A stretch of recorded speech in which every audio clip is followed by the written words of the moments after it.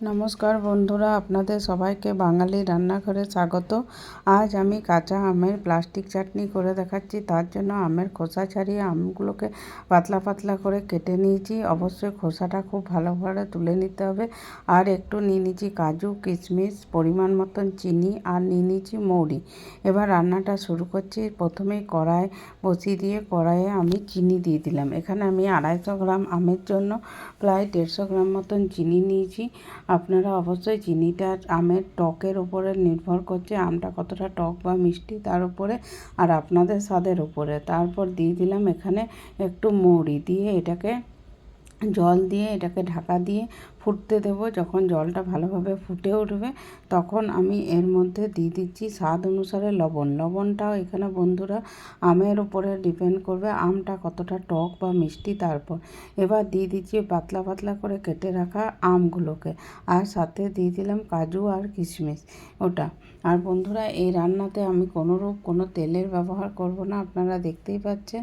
দিয়ে এটা দিয়ে সব কাজু কিশমিশ সব কুচি দেওয়ার পর দিয়ে দিচ্ছি খুব সামান্য পরিমাণে একটু হলুদ, একেবারে একটু, আর সামান্য একটু লঙ্কার গুঁড়ো, একদম সামান্য, দুটোই খুবই সামান্য হতে হবে, তাছাড়া কিন্তু খুব কালারটা ভালো আসবে না।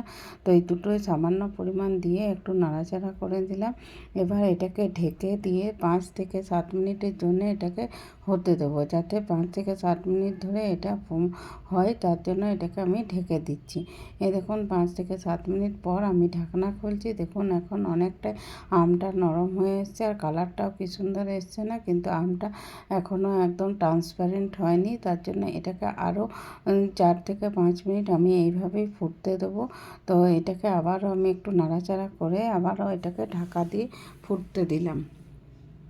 4 থেকে 5 মিনিট পর দেখুন ঢাকনাটা খুলে নিয়েছি। এবার দেখুন আমগুলো কি সুন্দর কালার চলে এসছে, একটা ট্রান্সপারেন্ট কালার চলে এসছে, বুঝতেই পারছেন।